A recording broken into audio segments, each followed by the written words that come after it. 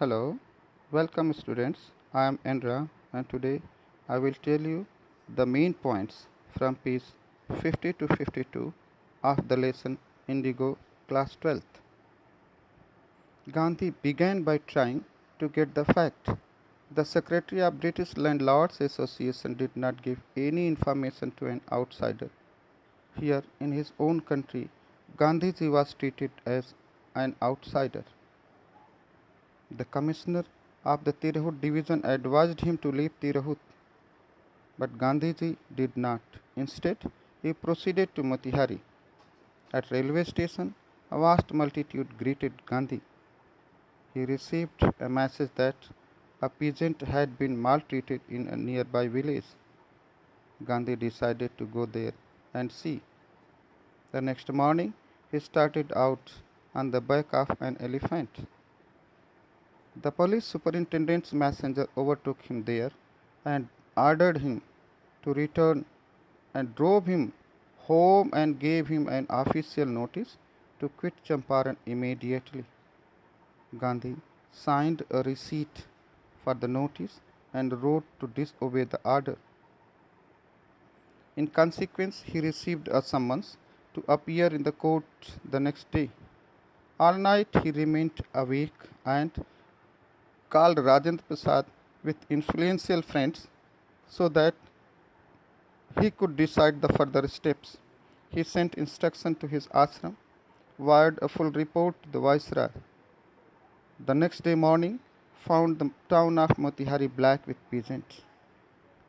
Their spontaneous demonstration in thousands around the courthouse was the beginning of the liberation from the fear of the Britishers. The official felt powerless. Gandhi helped them to regulate the crowd. He was giving them concrete proof that their might, hitherto dreaded and unquestioned, could be challenged by Indians. The government was baffled.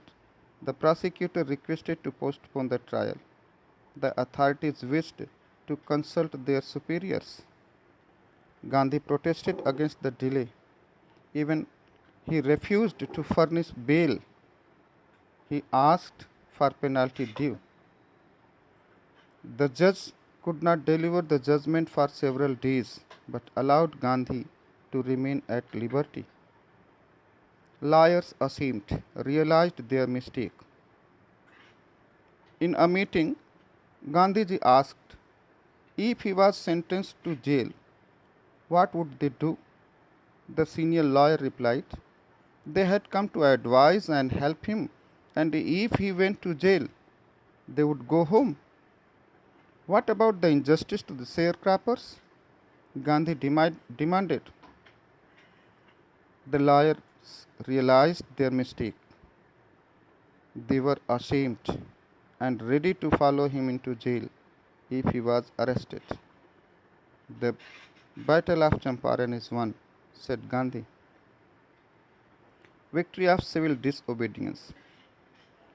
Several days later, Gandhi received a written communication from the magistrate informing him that the lieutenant governor of the province had ordered the case to be dropped.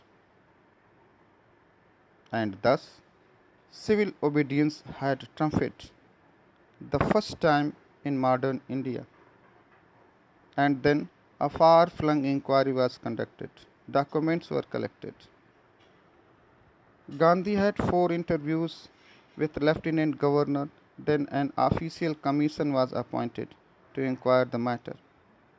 The official inquiry assembled a crushing mountain of evidence against the landlords. Nearly after 1 year, the Britishers offered to refund to the extent of 25%, and Gandhi agreed. Why did Gandhi agree 25%? Gandhi explained in the answer the amount of the refund was less important than the fact that the landlords had been obliged to surrender part of the money and with the part of their prestige. Now the peasant saw that he had rights and defenders. He learned courage. Within a few years, The British planters abandoned their estates, which reverted to the peasants. Indigo sharecropping disappeared. Some important questions. Question 1. Why was the authority baffled? Question 2. Why did Gandhi deny to furnish the bail? Question 3. How was Gandhi able to influence lawyers? Give examples. Question 4. Why was Gandhi not permitted to draw water from the well by the servants of Rajendra Prasad? Question 5. Why did Gandhi agree to a settlement of 25% refund to the farmers? Thank you.